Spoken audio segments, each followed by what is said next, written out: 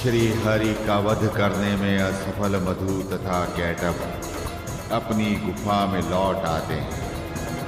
श्री हरि की विजय निश्चित करने के लिए सभी देवता यज्ञ के अनुष्ठान का निर्णय कर प्रथम पूजन के लिए श्री गणेश को आमंत्रित करते हैं, जिसे श्री गणेश स्वीकार कर देते हैं।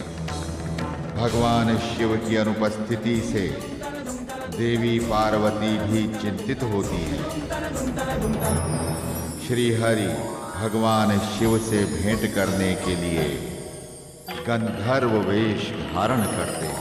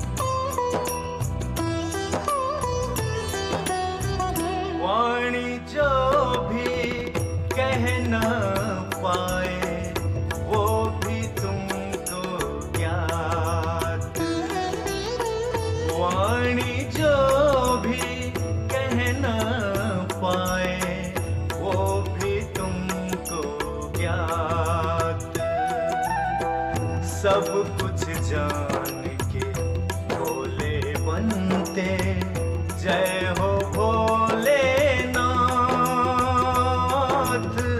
जय हो भोलेनाथ। वाणी जो भी कह न पाए। भ्राता, ऐसे सुनसान क्षेत्र में इतना मधुर गीत कौन गा सकता है? हाँ भ्राता, जहाँ श्रोता ना हो, जहाँ गुणीजन ना हो, वहाँ गाने का क्या अर्थ?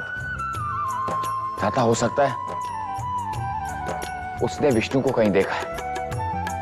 चलो देखते हैं। आओ चलो ढूंढते, इस तरफ।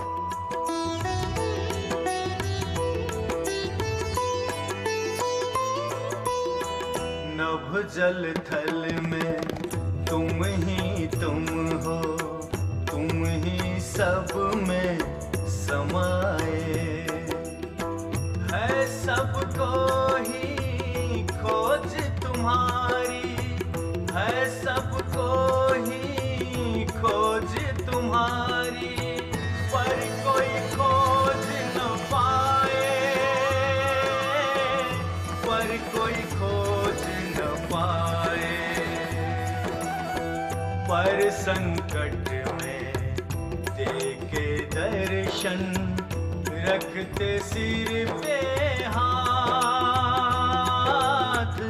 रखते सिर पे हाथ। सब कुछ जान के भोले बनते, जय हो भोलेनाथ। ओए, रुको, ठहरो, ठहरो, अरे रुको, गो।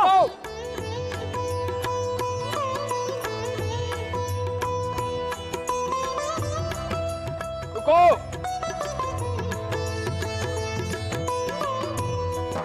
रुको। गायन वादन तुमसे ही तुम, नृत्य कला के स्वामी। हर एक जन के मन की जानो, हर एक जन के मन की जानो। तुम हो अंतर्यामी, तुम हो अंतर्यामी। तुमसे ही ये चलते पल छिन, तुमसे ही दिन रात, तुमसे ही दिन रात। सब कुछ जान के भोले बनते, जय हो भोलेनाथ। सुंदर, अति सुंदर। मधु, मधु, मधु, कौन हो तुम? कौन हो? हाँ? मैं तो महादेव शिव का एक साधारण सा भक्त हूं, किंतु आप लोग कौन हैं और यहाँ कहाँ जा रहे हैं? तुम हमें नहीं जानते? अखंड त्रिलोक हमें जानता है। हाँ हाँ, हम हैं मधु और ये हमारे भ्राता कैटभ है।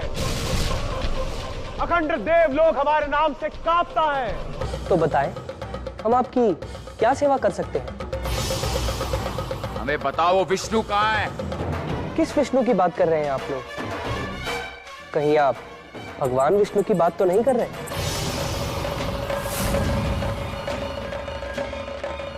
मत कहो उसे भगवान, वो विष्णु भगवान नहीं है। तो आप किसी और विष्णु की बात कर रहे हैं? नहीं, हम उसी विष्णु की बात कर रहे हैं। क्या तुमने उस विष्णु को यहाँ कहीं छिपे हुए देखा है? बोलो। कैसी बातें कर रहे हैं आप लोग? विष्णु तो हर स्थान पर है। आप में है, हम सब में है। तुम ये बातें छोड़ो, हमें ये बताओ कि तुमने उसे यहीं पर कहीं भागते हुए देखा है क्या? अरे भला भगवान विष्णु को भागने या छिपने की क्या आवश्यकता पड़ी? वो हमारे भय से छिपा बैठा है। हाँ, जो कण कण में व्याप्त है, जो सर्वदा जिसके चाहने पर, जब चाहने पर आ जाता है, उसे भला भागने या छिपने से क्या अंतर पड़ता है? वो सर्वत्र है। तुम जब चाहो, सच्चे मन से चाहो, वो तुम्हारे पास चले आएंगे। राधा, ये क्या कह रहा है? हाँ? मुझे लगता है हमें यहाँ से चलना चाहिए, इसकी तो बत्ती मारी गई है। हाँ भ्राता, हमें भी कुछ ऐसा ही लगता है। चलो शीघ्र चलो, वरना वो विष्णु हमारे हाथ से निकल जाएगा। अरे वो हमसे भाग कर जाएगा कहाँ? चलो चलो, चलो, चलो।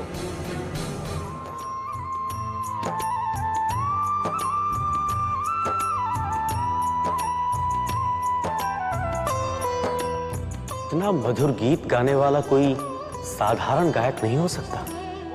हाँ, कोई विशिष्ट गंधर्व है जिसने कठिन साधना से यह गुण अर्जित किया है। मुझे तो लगता है ये कोई महान महादेव भक्त है। मुझे तो लगता है किसी भक्त ने महादेव को प्रसन्न करने के लिए ही ये आयोजन किया है। सब कुछ जान के भोले बनते, जय हो भोलेनाथ, जय हो भोलेनाथ। नंदी, भृंगी,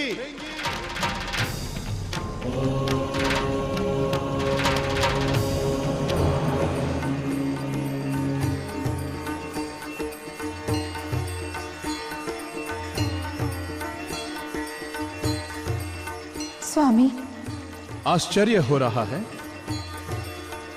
मैं अपने सूक्ष्म रूप में साधनारत था। स्वामी, आश्चर्य की बात तो है ही। हम सब आपसे मिलने के लिए व्याकुल थे।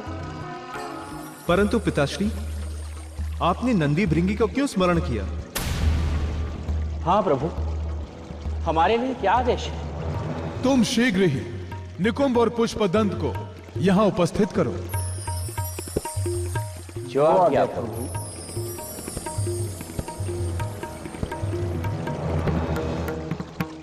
पिताश्री, हमारे लोक में गंधर्व निकुंभ और पुष्पदंत की क्या आवश्यकता पड़ गई? पुत्र गणेश, सुन रहे हो ये स्वर लहरी?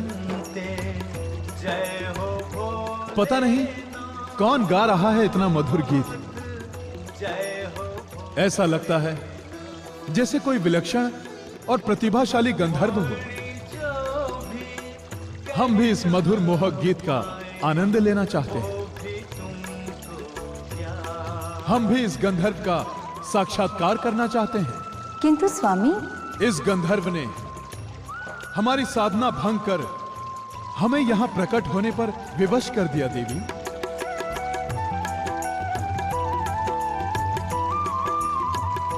प्रणाम प्रभु। प्रणाम माता। प्रणाम श्री गणेश। प्रभु, हमारे लिए क्या आदेश है? निकुंभ, पुष्पदंत, तुम सुन रहे हो ये स्वर लहरी?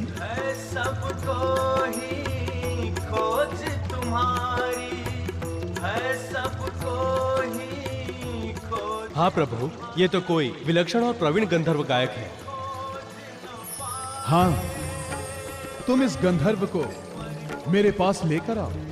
मैं तुम दोनों को ये कार्य इसलिए सौंप रहा हूं कि गंधर्व होने के कारण तुम्हारे लिए ये कार्य अत्यंत ही सहज होगा। जी प्रभु, हम शीघ्र ही उस गंधर्व को आपकी सेवा में प्रस्तुत करते हैं। जय महादेव।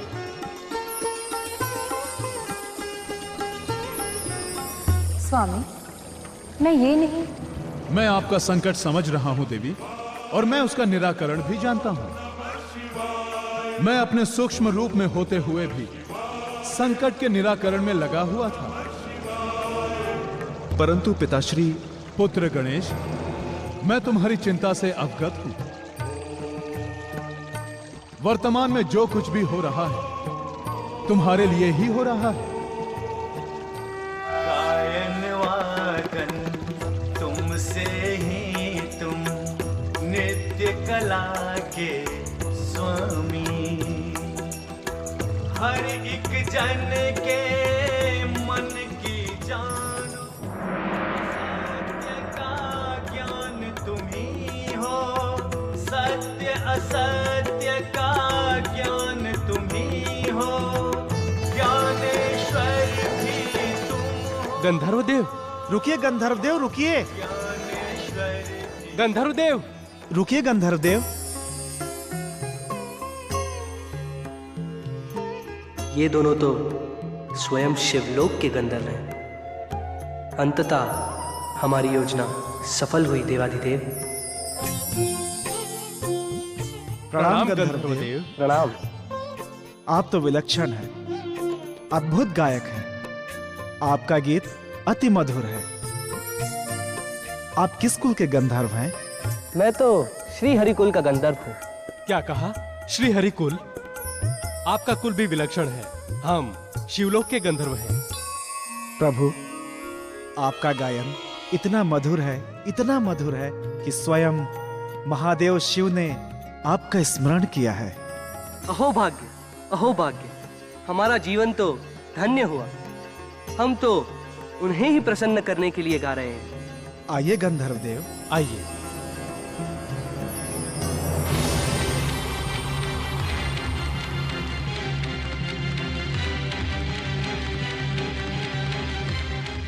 भ्राता, लगता है वो विष्णु हमारे भय से युद्ध क्षेत्र छोड़कर भाग निकला है। था वो भाग कहां सकता है? हम उसके काल है, काल। और काल से कभी कोई बच पाया है? नारायण नारायण। ओ, तो देव ऋषि नारद आप आए समझौता कराने। हम जानते हैं कि आपको उस विष्णु ने भेजा है। कहां है वो? हाँ? असुरराज, ना तो कोई किसी को भेजता है और ना ही कोई किसी के पास जाता है। जहां तक बात है किसी के मिलने की, तो जिसको जिससे मिलना होता है वो उससे किसी भी रूप में मिल ही लेता है। आप कहना क्या चाहते हैं? हम तो विष्णु के साथ युद्ध कर रहे थे, फिर अचानक वो यहां से भागता क्या?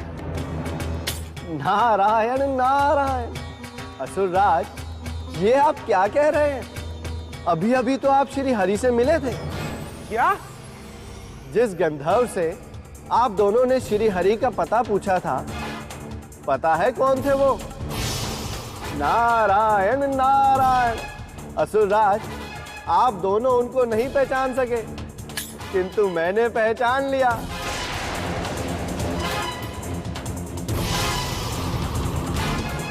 ये क्या कह रहे हैं आप?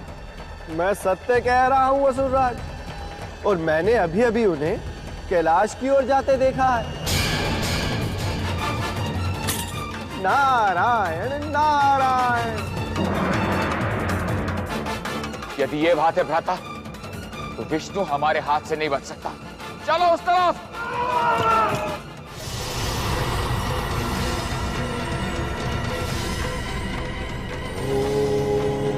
नमः शिवाय।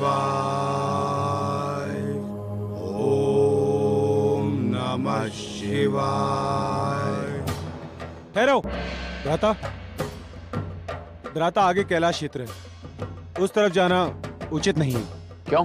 क्योंकि भ्राता, इस समय महादेव के क्रोध का कारण बनना उचित नहीं है। हमें यहीं पर उस छले विष्णु की प्रतीक्षा करनी चाहिए, जो गंधर्व के रूप में हमसे भागता हुआ फिर रहा है।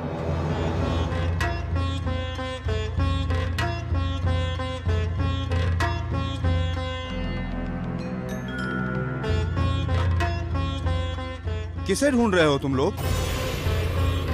तुम दोनों श्रीहरि पे इतना क्रोधित क्यों हो रहे हो?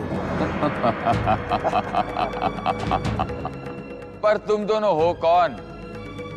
और तुम दोनों ने हमसे बात करने का दुस्साहस कैसे किया? हा? अरे मूर्ख! इस साधना क्षेत्र में साधना करने वाले के सिवा कौन होगा? तुमने मुझे मूर्ख कहा? तुम मुझे जानते नहीं हो। तुम्हारे साथ साथ मैं तुम्हारे हरि को भी मृत्यु दे सकता हूँ। मृत्यु। चाहे हम दोनों के प्राण ही क्यों ना चले जाएं, पर हम तुम्हें श्रीहरि पर कोई घात नहीं करने देंगे। भ्राता, हम शिव भक्त बनकर ही महादेव के क्षेत्र में जा सकते हैं। वो कैसे? इस संसार में इन दोनों भक्तों की कोई आवश्यकता नहीं है। समझ गया भ्राता।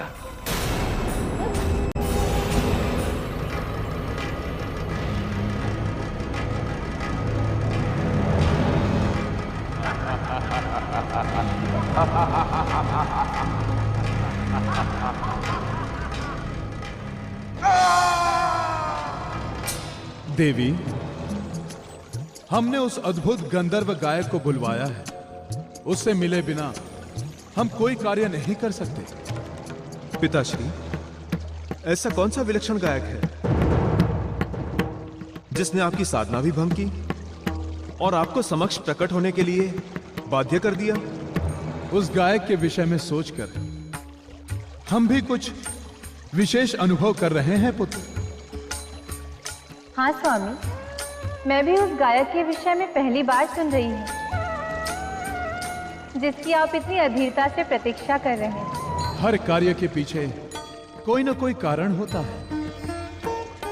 हो सकता है इस कार्य में भी कोई विशेष कारण छिपा हो, और हम पुनः पुत्र गणेश को प्रसन्न करने का आयोजन भी कर रहे हैं। किंतु पिताश्री, मेरी प्रसन्नता और अप्रसन्नता तो श्रीहरि विष्णु से है।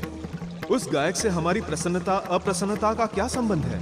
पुत्र गणेश, हमें तो कोई ना कोई संबंध दिख रहा है। यदि ऐसा नहीं होता तो उस मधुर रागनी से हमारा ध्यान कदापि भंग नहीं होता। स्वामी, हमारा पुत्र गणेश आपसे विचार विमर्श करना चाहता है। उसकी मन की शंका केवल आप ही दूर कर सकते हैं। जानता हूं देवी पार्वती, किंतु पहले निकुंभ और पुष्पदम की प्रतीक्षा तो कर लूं। एक साथ कई समस्याओं का समाधान होने वाला है।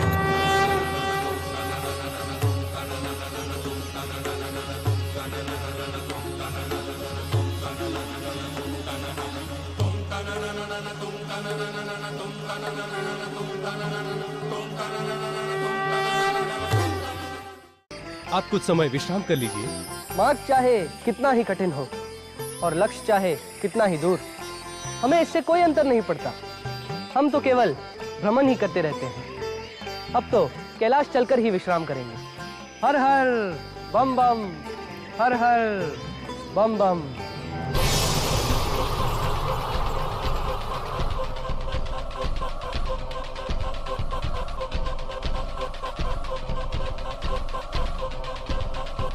उर्वम! उर्वम! उर्वम!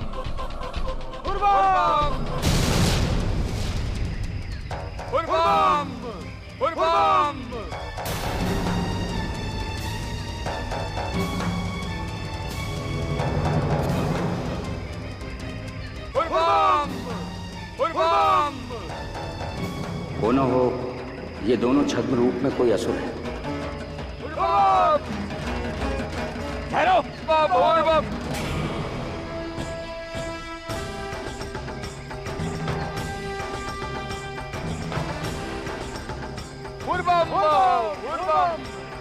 कौन हो तुम दोनों?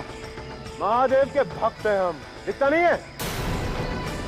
ये हमारे वस्त्र नहीं पहचानते? महादेव के सेवक होकर महादेव के भक्तों को नहीं पहचानते? जानते हैं, इसीलिए तो पूछ रहे हैं। हम अभी महादेव से तुम्हारी भेंट कराते हैं। महादेव! महादेव! महादेव! महादेव! महादेव! महादेव! महादेव! दुस्साहस! घोर दुस्साहस!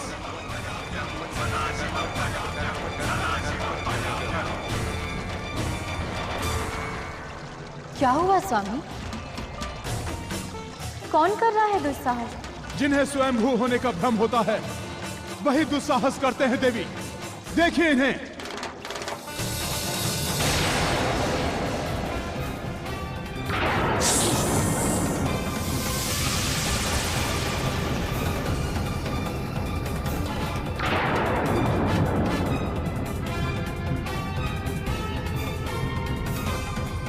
हमें अपमानित करने वाले जीवित नहीं बच सकते, कभी नहीं। हम तुम्हारे काल हैं, तुम्हारे काल। स्वामी इन्हें रोकिए, रोकिए इन्हें स्वामी। कहीं ये नंदी और भृंगी को कुछ नहीं होगा देवी। हमारे गण इतने दुर्बल नहीं है देवी।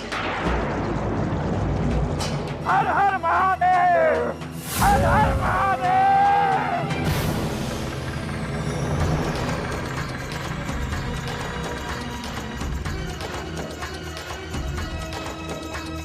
महादेव के कारण तुम्हें छोड़ रहे हैं, अन्यथा यमलोक पहुंचा देते। चलो, महादेव हमारी प्रतीक्षा कर रहे होंगे। किंतु पुष्पदंत और निकुंभ का क्या होगा? उनकी चिंता करने की आवश्यकता नहीं है, वो मार्ग में हमें कहीं मिल जाएंगे।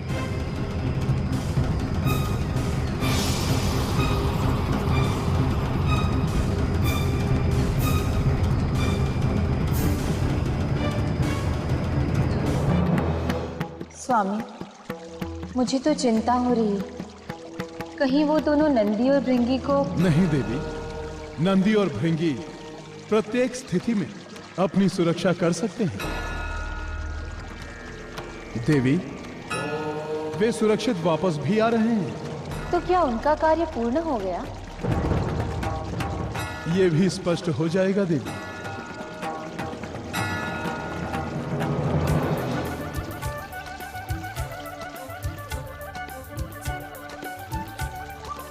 प्रणाम महादेव, प्रणाम माते। आइए गंधर्वराज, इस लोक में आपका स्वागत है। आपका अद्भुत गायन सुनकर हम आनंदित हुए गंधर्वराज। ऐसी मधुर रागनी अत्यंत दुर्लभ होती है। हम आपके इस मधुर रागनी का पुनः आनंद लेना चाहते हैं।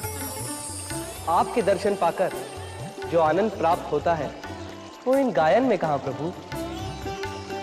गायन तो मात्र आपसे मिलने का एक माध्यम है। पुनः यदि आप सुनना ही चाहते हैं तो हम आपसे मना नहीं कर सकते।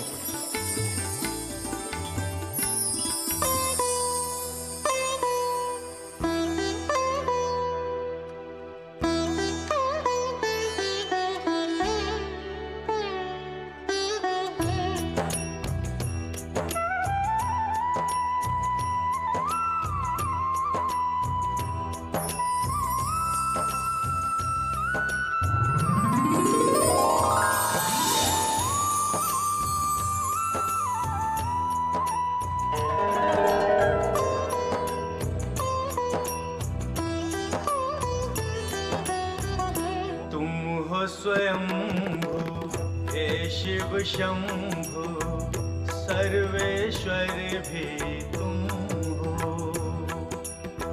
सत्य असत्य का ज्ञान तुम ही हो, सत्य असत्य का ज्ञान तुम ही हो। ज्ञानेश्वर भी तुम हो, ज्ञानेश्वर भी तुम हो। माने हैं जो नाथ तुम्हें हो, रहता नहीं है अनाथ, रहता नहीं है अनाथ। सब कुछ जान के भोले बनते, जय हो भोलेनाथ, जय हो भोलेनाथ, जय हो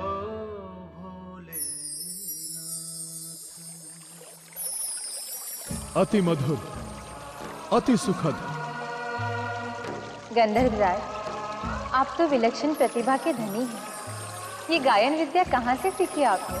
देवी, गंधर्वों को ये विद्या सीखने की आवश्यकता नहीं होती।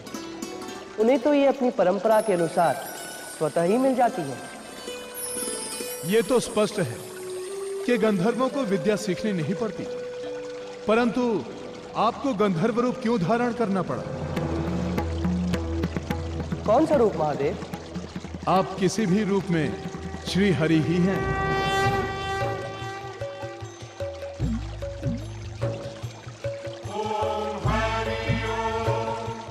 आपसे मिलने के लिए हमें ये रूप धारण करना ही पड़ा देवादिदेव।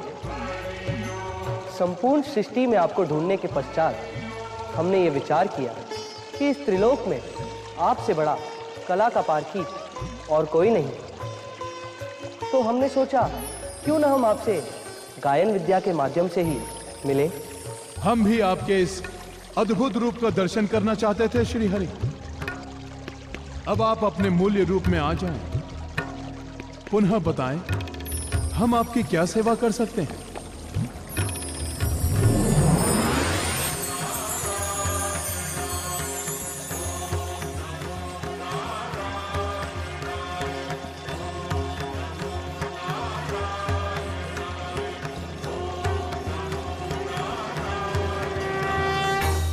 आप सर्वज्ञानी हैं महादेव। आप भली भांति जानते हैं कि सृष्टि की रक्षा के लिए प्रजापति ब्रह्मदेव की अनुमति से हम मधु और कैटअप का अंत करने के लिए युद्ध कर रहे हैं। परंतु अभी तक वो परास्त नहीं हो सके। हाँ महादेव, इसी संदर्भ में आपकी सहमति की आवश्यकता है, क्योंकि हमें दिव्यास्त्र का प्रयोग करना ही होगा।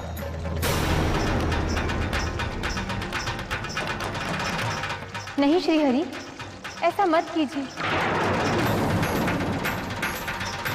दिव्यास्त्र के प्रयोग से संपूर्ण सृष्टि संकट में आ जाएगी। चिंता ना करें देवी, जो भी होगा शुभ होगा। स्वामी, दिव्यास्त्र का प्रयोग शुभ कैसे हो सकता है? क्या इससे सृष्टि का अंत नहीं हो जाएगा? हमें भी यही चिंता सता रही है देवी। इसीलिए हम स्वयं महादेव से विचार विमर्श करने आए हैं। समस्याएं होती हैं तो समाधान भी होता है श्रीहरि, और समय समय पर आपने स्वयं उचित निर्णय लिए हैं। सृष्टि की रक्षा के लिए हमने अपने दायित्व का निर्वाह किया है,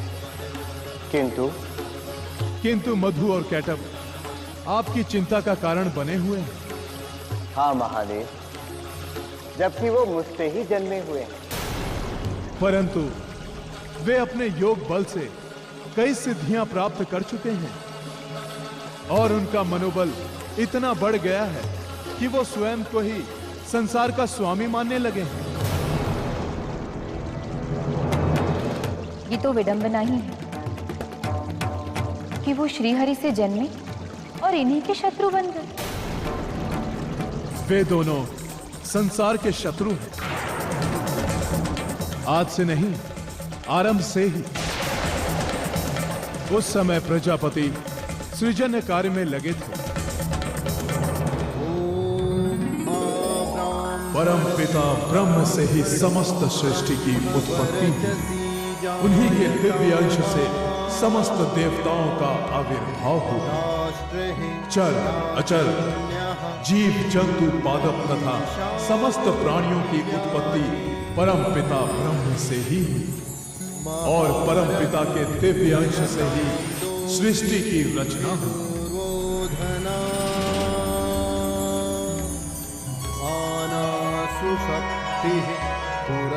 परम पिता के प्रभाव से ही श्री हरि के दोनों कानों से सृष्टि की रचना के समय दो प्राणियों की उत्पत्ति हुई और यही भविष्य में मधु और कैटभ दैत्य के नाम से कुख्यात हुआ।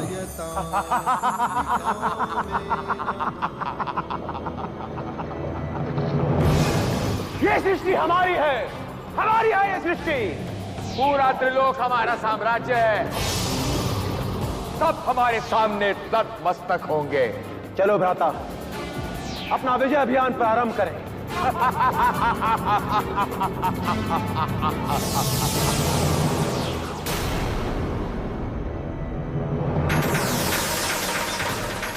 पैदा होते ही मधु और कैटभ व्याकुल होकर भोजन ढूंढने के लिए निकले। बहुत भूख लगी है मुझे। मैं भी भूखा हूं, पर खाने को कुछ भी नहीं है और मेरी भूख बढ़ती जा रही है। मुझे जो भी मिलेगा मैं सब कुछ खा जाऊंगा, सब कुछ। चलो भ्राता।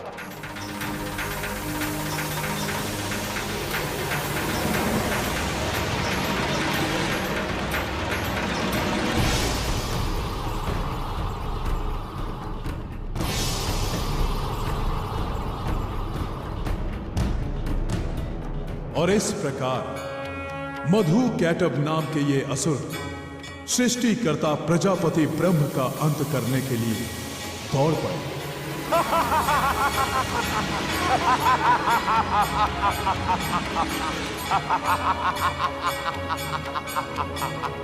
ये दोनों सृष्टि की विरोधी शक्तियां हैं। इनका उद्देश्य शुभ नहीं है। ये तो सृष्टि का अंत कर सकते हैं।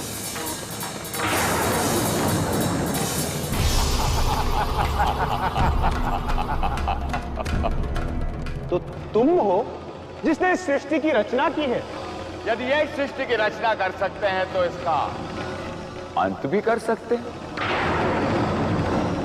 यदि ये सृष्टि का अंत कर सकते हैं तो ये हमारा भी अंत कर सकते हैं। क्यों भ्राता? ये बात तो तुमने ठीक कही। ये हमारा अंत अवश्य कर सकता है। नहीं,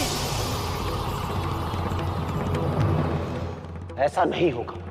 ऐसा कभी नहीं होगा, क्योंकि हम ही इसका अंत करेंगे। रुक जाओ मधु कैटभ, रुक जाओ।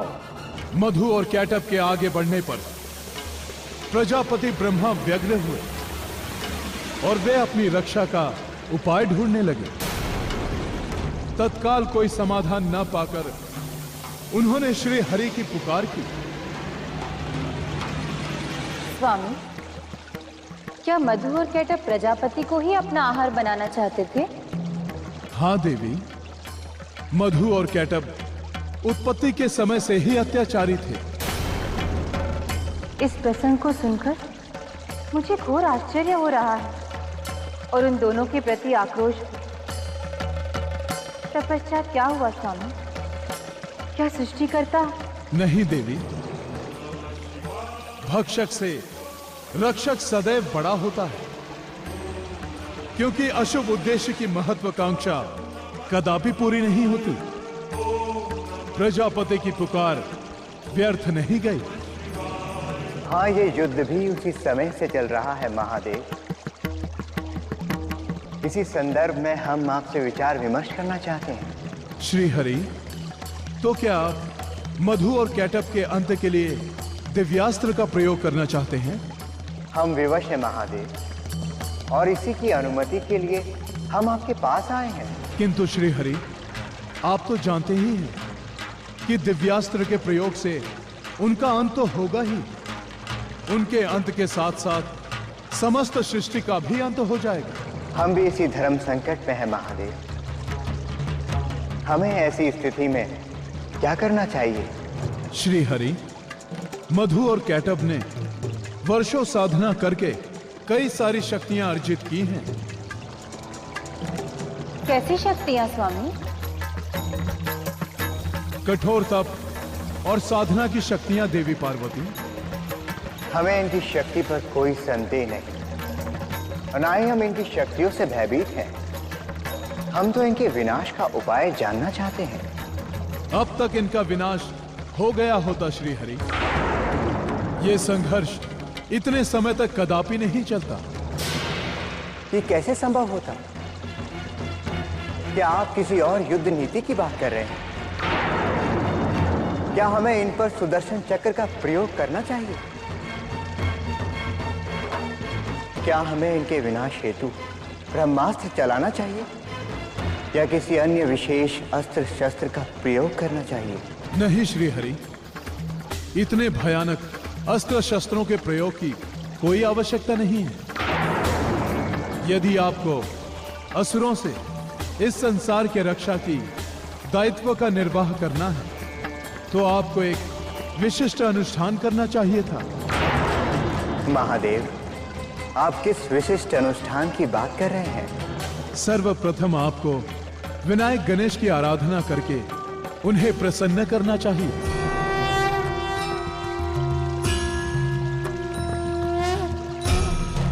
श्री हरि, आपने ही तो गणेश को शुभाशीष दिया था। क्या आप भूल गए श्री हरि? विनायक की अद्भुत योग्यता देखकर आपने उन्हें प्रथम पूज्य होने का आशीर्वाद दिया था। क्या आप भूल गए कि आपने ही कहा था किसी भी अनुष्ठान का आरंभ श्री गणेश के स्मरण से ही होगा? हमें स्मरण है महादेव, किंतु प्रजापति का आवाहन सुनकर हम स्वयं को रोक न सके और विनायक श्री गणेश के प्रति भूल कर बैठे। यह भूल नहीं है श्री हरि, अपितु श्री गणेश का महत्व समझने का एक अवसर है। पुनः हम आपको स्मरण कराना चाहेंगे कि मधु और कैटब जितनी भी शक्तियां अर्जित कर ले, विनायक गणेश उन सब का बड़ी ही सहजता से अंत कर सकते हैं। हमें ज्ञात है देवादिदेव। अब आपको सर्वप्रथम विनायक को प्रसन्न करने के लिए उनका विधि पूर्वक पूजन करना होगा। देवी, यदि ऐसी बात है तो सृष्टि की रक्षा के लिए विघ्न विनाशक गणपति श्री गणेश की पूजा अर्चना हम पूरे विधि विधान से करेंगे। भगवान श्री गणेश की जय, भगवान भोलेनाथ की जय, माता पार्वती की जय।